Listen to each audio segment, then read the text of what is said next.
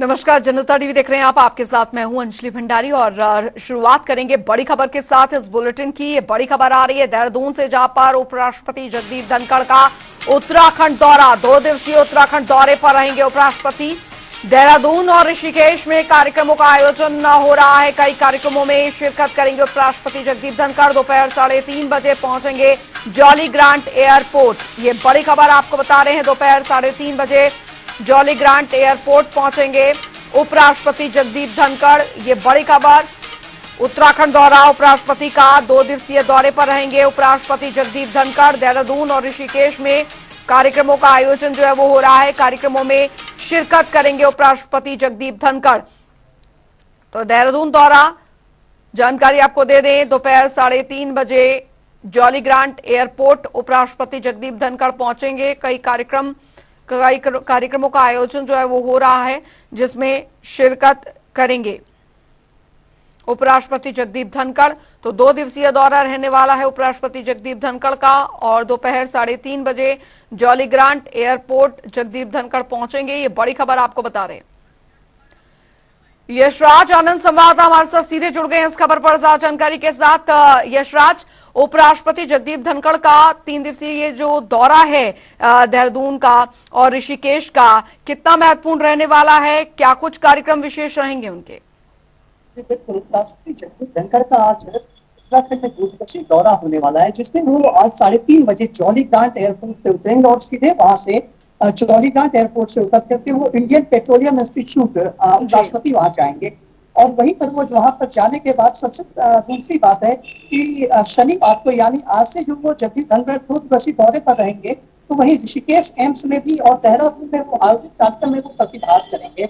और आज वो जॉली ग्रांट एयरपोर्ट से सीधे इंडियन पेट्रोलियम इंस्टीट्यूट जाएंगे और वहीं एम्स ऋषिकेश में एक पेड़ मां के नाम के कार्यक्रम में वो शिरकत करेंगे और पौधारोपण करेंगे। इस प्रकार से जगदीप धनखड़ का आज 2 दिवसीय उत्तराखंड दौरा है और साथ ही साथ ये 2 दिवसीय उत्तराखंड दौरा जो ये काफी महत्वपूर्ण माना जा रहा है जगदीप धनखड़ का। चूंकि कई बार दो दौरा राष्ट्रपति का हो चुका है, राष्ट्रपति के दौरे के बाद अब उपराष्ट्रपति का दौरा है, तो इसको एक सही तरीके माना जा रहा है कि यह दौरा जरूर अपने आप में महत्वपूर्ण दौरे के रूप में देखा जा रहा है। चूंकि उत्तराखंड एक ऐसा राज्य है जहां पर लगातार यदि बात करें कि केंद्र की भी निगाह यहाँ पर टिकी रहती है, प्रधानमंत्री नरेंद्र मोदी भी लगातार यहाँ पर आते हैं, और साथ ही साथ यदि बात करें तो यहाँ पर राष्ट्रपति का भी दो बार दौरा हो चुका है। वहीं उपराष्ट्रपति का यह दौरा होना अपने आप में एक बहुत बड़ी बात है, क्योंकि किसी भी राज्य में यदि किसी भी राज्य को यदि प्रधानमंत्री हो, राष्ट्रपति हो या उपराष्ट्रपति हो, इन सभी का लगातार दौरा पड़ता है, तो यकीनन यह माना जाता है कि उस राज्य में जरूर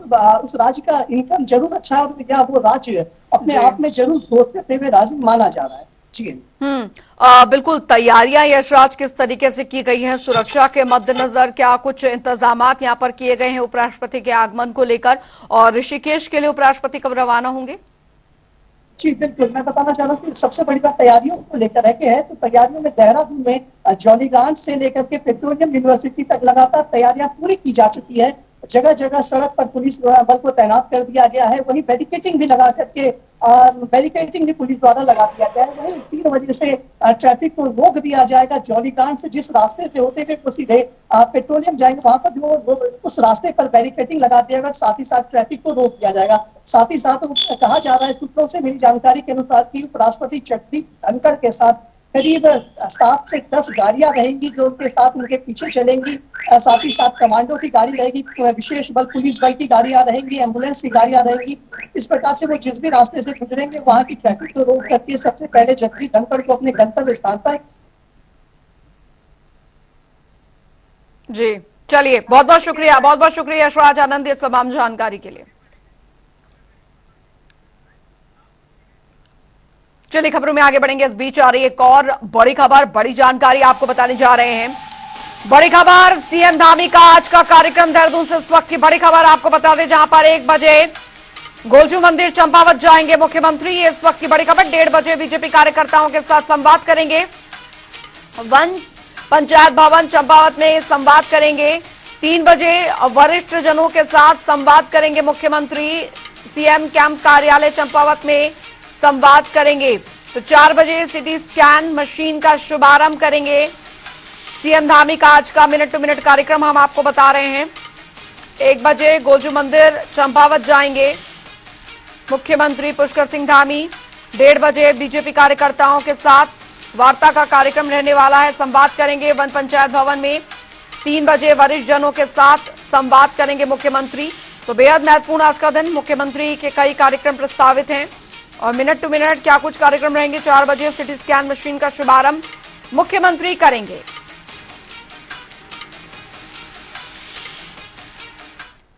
उधर एक और बड़ी खबर आ रही है, बड़ी जानकारी आ रही है देहरादून से, जहां पर उत्तराखंड में महंगी बिजली का प्रस्ताव खारिज कर दिया गया है। बहुत बड़ी राहत यहां पर दी गई है। तो 28 लाख बिजली उपभोक्ताओं को बहुत बड़ी राहत ये मानी जा रही है। उत्तराखंड विद्युत नियामक आयोग से बड़ी राहत मिली है। ऊर्जा निगम से प्रस्ताव खारिज हो गया है। बिजली दरें 8.54% बढ़ाने की याचिका खारिज कर दी गई। उत्तराखंड में महंगी बिजली का प्रस्ताव खारिज कर दिया गया है, यानी उत्तराखंड में नहीं बढ़ेंगे बिजली के दाम। ये बड़ी खबर आपको बता रहे हैं। उत्तराखंड विद्युत नियामक आयोग से बड़ी राहत मिलती नजर आई है। ऊर्जा निगम से प्रस्ताव खारिज कर दिया गया है। ये बड़ी खबर, बिजली दरें 8.54% बढ़ाने की याचिका खारिज कर दी गई है।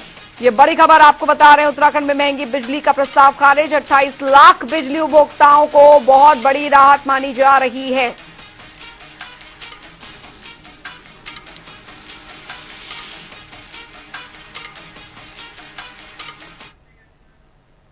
आगे बढ़ेंगे, एक और बड़ी खबर, बड़ी जानकारी आ रही है, वो आपको बता दें। केदारनाथ में रेस्क्यू ऑपरेशन के दौरान हादसा हुआ है।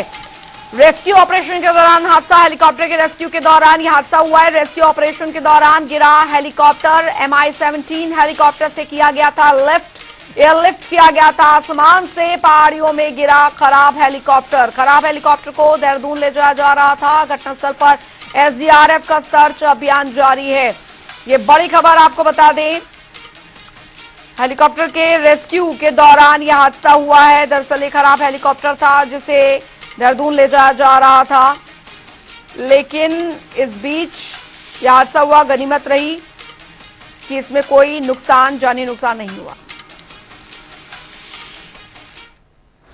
आज सुबह लगभग 7 बजे MI-17 द्वारा कैस्टल के खराब पड़े हेलीकॉप्टर को टो करके नीचे लाया जा रहा था, जिसमें लगभग 7 बजे के आसपास लिंचोली के ऊपर वह हेलीकॉप्टर थोड़ा सा डिसबैलेंस होने लग गया, जिसमें पायलट ने देखा कि इससे MI-17 को खुद खतरा हो सकता है।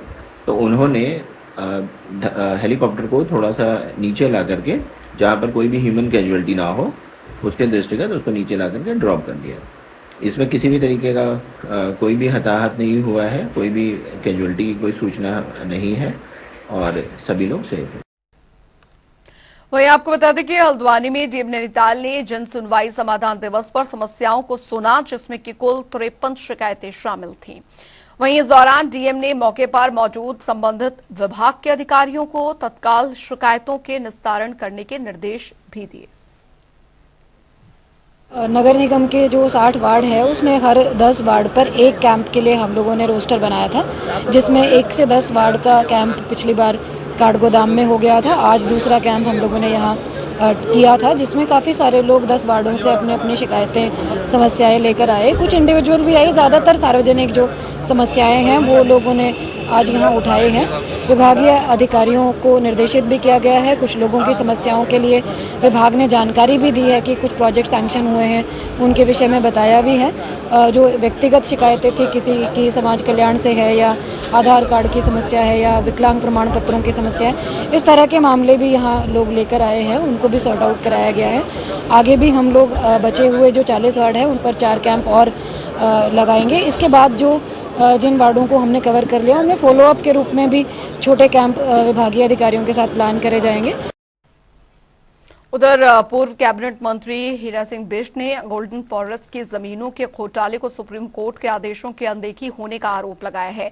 हीरा सिंह बिष्ट ने कहा कि गोल्डन फॉरेस्ट मामले में सरकार के कई मंत्री और उनके करीबियों पर भी गाज गिर सकती है, जिस कारण सरकार कोर्ट के आदेशों की अवहेलना कर रही है। वही मामले में कैबिनेट मंत्री सुबोध उनियाल ने जांच कराने की बात कही है। पूरा प्रेमनगर, पूरा हरपटपुर, विकास नगर, मसूरी, धनौली, टिहरी, सहदारा, पूरा 10,000 करोड़ की कम से कम संपत्ति है। सुप्रीम कोर्ट ने राज्य सरकार को कहा कि इसकी नीलाम करो, क्योंकि बड़े बड़े माफियाओं ने कब्जा रखा है। इसके मॉल बने, किसी का कुछ बना, पूरा प्रेम नगर से कालसी तक और इधर देहरादून से मसूरी रोड के डेरी तक, उधर समझदार रोड, बहुत बड़ी मात्रा, बहुत ऐतिहासिक घड़ी सुप्रीम कोर्ट का बनाई देना चाहिए। तो राज्य सरकार से अपील करेंगे कि कम से कम इस आदेश का पालन करते माफियाओं पर अंकुश लगाना का काम करें। अभी मुझे भी पढ़ने को मिला कि गोल्डन फॉरेस्ट में तमाम सरकारी जमीन पे कब्जा किया हुआ है, तो सरकार उसका परीक्षण कराएगी और जो सरकार की जमीन का कब्जा को उसको हटाने का काम करेगी।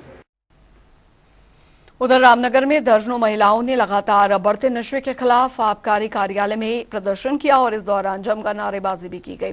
वहीं महिलाओं ने आबकारी कर्मचारियों और साथ ही अन्य लोगों पर गंभीर आरोप लगाते हुए कहा कि विभाग के अधिकारियों और कर्मचारियों की मिली भगत से गांव में अवैध कच्ची शराब का धंधा कई घरों में किया जाता है। वहीं मामले में आबकारी निरीक्षक ने कहा कि जांच में अगर कोई दोषी पाया गया तो उसके खिलाफ सख्त कार्रवाई की जाएगी। नाथुपुर में दिन दहाड़े सुबह शाम कच्ची के बोरों के हिसाब से आ रही है। कम से कम 5-6 डीलर ऐसे हैं जो दिन रात कच्ची पी रहे हैं। वहाँ के छोटे छोटे बच्चे, बड़े, बुढ़े, लड़कियां तक दारू पीने लग गई है। लड़कियां तक दारू पी के रोडों में पड़ी रह रही है। पुलिस प्रशासन, आबकारी विभाग को सारी जानकारी है। दारू बेचने वालों को मैंने एक बार कॉल किया, मैंने कहा छापा पड़ने वाला, तो उल्टा दारू वाले कहते हैं ना जी 2 सिपाही आए कल, हमसे पहले कह के भैया माल को साइड कर देना, छापा पड़ने वाला है। तो बताओ हम किससे गए?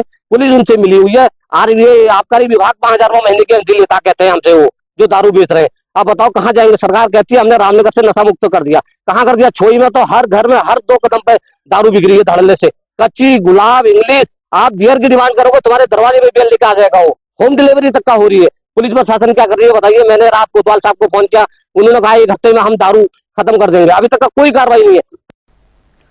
उधर केंद्र सरकार खिचरा के खुरपिया फार्म को स्मार्ट औद्योगिक शहर के रूप में विकसित करने जा रही है। और वहीं एक और जहां पर इसको लेकर जहां मुख्यमंत्री पुष्कर सिंह धामी ने प्रधानमंत्री का आभार व्यक्त किया, तो वहीं दूसरी ओर कांग्रेस महामंत्री नवीन जोशी ने सरकार पर सवाल उठाए हैं। उन्होंने कहा कि उत्तराखंड में 2 इन्वेस्टर सबमिट हो चुके हैं, जिसमें लाखों करोड़ रुपए के निवेश का दावा किया गया था, परंतु धरातल पर कुछ दिखाई नहीं दिया।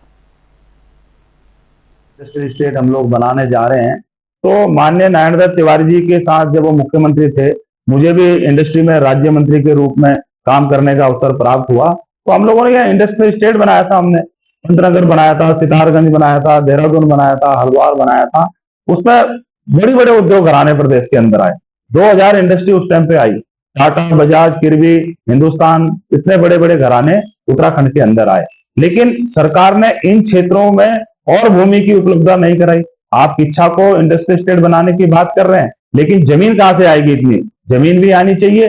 और प्रदेश की जनता को आपको यह भी बताना पड़ेगा कि आप मुख्यमंत्री जी ने देहरादून के अंदर इन्वेस्टर समिट किया था और करोड़ों रुपए जो इंडस्ट्रीज थे उनकी आवभगत के लिए खर्च किया गया था। लेकिन इन्वेस्टमेंट कितना आया, कितना प्रदेश के अंदर उद्योग धंधे आए, कितना पलायन प्रदेश के अंदर से रुका, इन बातों का जवाब भी इनकी सरकार को देना चाहिए। उधर आपको बता दें, उद्योग मित्रों की बैठक जो है उसकी अध्यक्षता की गई, जिसमें विभिन्न मुद्दों पर बात भी की गई। वहीं बैठक में उद्यमियों से सुझाव दिया कि समय समय पर बैठक का आयोजन किया जाना चाहिए, जिससे उनकी समस्याओं का निदान हो सके। उद्योग मित्र की बैठक काफ़ी लंबे समय बाद हुई है, तो एक तो इनकी डिमांड है कि रेगुलर मीटिंग होनी चाहिए जिससे हमारी समस्याओं का समाधान हो सके। दूसरा यह है कि इनके कुछ इंफ्रास्ट्रक्चर के मुद्दे हैं, जैसे बिजली, पानी, सड़क का, तो इनको जो इंडस्ट्री वाइज देखा जा रहा है कि कहाँ पे क्या समस्या है और उसका क्या समाधान हो सकता है। तीसरा, होटल इंडस्ट्री ने कुछ अपने मुद्दे उठाए हैं, क्योंकि होटल का विस्तार हो रहा है, तो उसके लिए भी संबंधित उप जिलाधिकारी को एक बार मुक्तेश्वर क्षेत्र में विशेषकर सर्वे करने के लिए बोला गया है कि वहाँ पे सर्वे करके बताएं कि क्या समस्याएं हैं और उसका क्या समाधान हो सकता है। सर, इसी दफ्तर में जिसमें आप हैं, देखिए इस तरह का इन जनरल तो कोई ऐसी शिकायत नहीं आई है। कोई इंडिविजुअल समस्या है तो उसका समाधान किया जाएगा। वैसे जहाँ तक छोटे व्यापारियों का प्रश्न है तो काफ़ी सारे के फोरम्स हमारे बने हुए हैं जिस पे अपनी समस्याएं रख सकते हैं। और जैसे हमने अभी एक डिसीजन लिया है कि उद्योग बंद की मीटिंग हमेशा हर महीने होगी, तो इन सब मुद्दों का जो इस तरह की समस्याएं आती हैं छोटी मोटी, उसका समाधान हो जाएगा। उधर टिहरी गढ़वाल के साडोरा गांव में दरअसल पुल ना होने से गांव वालों को भारी परेशानियों का सामना करना पड़ रहा है। हालात ये हैं कि गांव वाले जिंदगी खतरे में डालकर रस्सी ट्रॉली के भरोसे नदी को पार करते हैं। देखिए रिपोर्ट। उत्तराखंड के टिहरी गढ़वाल जिले का सोंडाड़ा गांव पुल के अभाव में दुर्गम इलाकों में शुमार किया जाता है। यही वजह है कि यहां रहने वालों को नदी पार करके आवाजाही करने में भारी मुश्किलों का सामना करना पड़ता है। गांव वाले जिंदगी खतरे में डालकर रस्सी ट्रॉली के भरोसे नदी को पार करते हैं, जिसे उल्टी दिशा से हाथों से खींचना पड़ता है। यही वजह है कि गांव वालों के लिए रास्ते को पार करने के लिए भयानक चुनौती का सामना करना पड़ता है। दिक्कतें क्या है यहाँ? बरसात में कोई आने जाने का साधन नहीं है और क्या है। कैसे करते हो आप इसको? बड़ा लगा रखा ही है, इसी में आते जाते हैं बस। अगर एक तरफ कोई नहीं है आदमी की, दूसरी तरफ हम भी आए तो इंतजार करते हैं किसी आने जाने वाले का, कोई आएगा तब खींचेगा इसे, बस। और क्या है इसमें? हाँ। और बच्चे वगैरह आपके? बच्चे ऐसे ही आते हैं जैसे बैठे रहते हैं वहाँ, जब तक इंतजार करते हैं। फिर गांव वालों का कहना है कि सरकार ने इस क्षेत्र के विकास पर ध्यान नहीं दिया है और उन्हें उनके हाल पर छोड़ दिया है। सरकार ने लगाई थी पिछली बार 2022 में, जब आपदा आई थी यहाँ पे। 22 में यहाँ पे आपदा आई थी तो ये बना था, ये ट्राली बनी थी। उससे पहले हम लोगों की खुद की ट्राली थी, 2 बार भई चुकी हो। उसके बाद तो अब हर साल आपदा आ ही रही है। भूस्खलन हो रहा है, कहीं कुछ हो रहा है, कहीं पानी पीने को नहीं है, कहीं चलने को रास्ते नहीं है। महिलाओं का कहना है कि नदी पार करने में उन्हें खासी परेशानी होती है, खासकर तब जब कोई बीमार पड़ जाता है तो हालात ऐसे चुनौतीपूर्ण होते हैं कि जीवन या मौत की स्थिति बन जाती है। पार नहीं कर सकते, जब कोई रहे तब खींचे हमें तब जाते हैं, अन्य भी ना वो कोई तब वैसे खड़े हो जाते हैं। कल नहीं देखा आपने? गए हम खाना रखे वहाँ पे रखे, आप गए तो आप लेके चल गए, फिर हमने वही गरारी में रख दिया। बस यहाँ से फोन करा तब आते हैं गरारी में खाना लेने दुकानदार। बस ना अपना खुद नहीं जा सकते, नहीं जा सकते, हमारा बस नहीं है ना रस्सी खींचने। बच्चे लोग तो जैसे स्कूल बच्चे चले जाते हैं, फिर जैसे मेरा लड़का है वो भी चले जाता है, फिर हमारा बस का नहीं है ना जाना। यहाँ बीमार हो गए बस तो चले गए थे, ट्रॉली खींचने वाला होगा तो चल जाओ बस, नहीं तो क्या। हमारे यहाँ तो कोई व्यवस्था ही नहीं है, हमारे यहाँ तो आज तक की बस। और क्या करें, बस मर जाएंगे तो वो यहीं है और बच जाएंगे तो। गांव के निवासियों का कहना है कि कई बार वादा करने के बावजूद प्रशासन ने उनकी समस्याओं को खत्म करने के लिए कुछ नहीं किया है। दिक्कतें तो हर बरसात में दिक्कत ही आती है, ऐसा तो है नहीं कि दिक्कतें ना हुए यहाँ। मैं कहता हूँ कि 60 साल की उम्र हो, 62 साल की उम्र हो चुकी है मेरी। मेरे पिताजी, मेरे दादा, मेरे परदादा सब यहीं के रहने वाले थे, लेकिन अभी तक कोई यहाँ सूरत नहीं समझी। कोई मतलब विकास तो यहाँ पीछे है सब। लोगों को उम्मीद है कि गांव में बुनियादी सुविधाओं का अभाव जल्द ही खत्म होगा। हालांकि उन्हें इस बारे में संदेह है कि ऐसा कब तक होगा उन्हें पता नहीं है।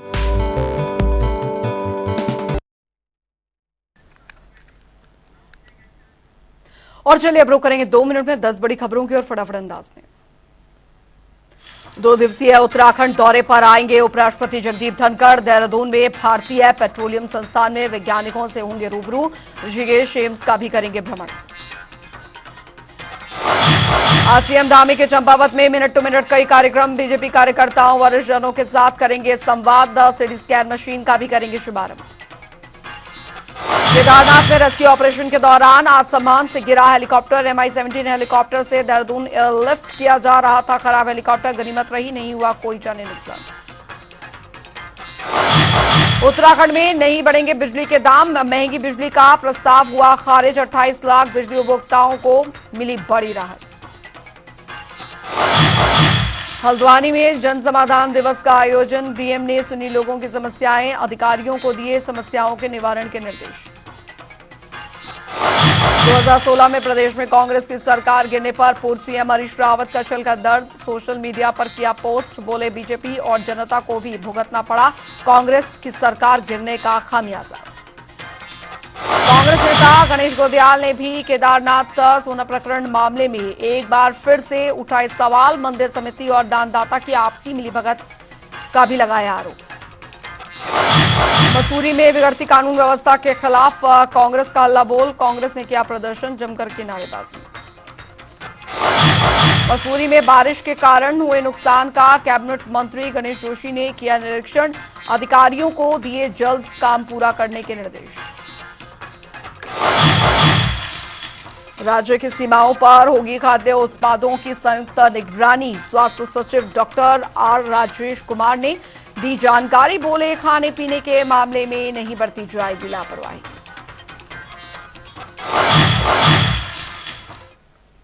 चलिए देवभूमि उत्तराखंड की खबरों में अभी के लिए फिलहाल इतना ही। वक्त एक छोटे से ब्रेक का।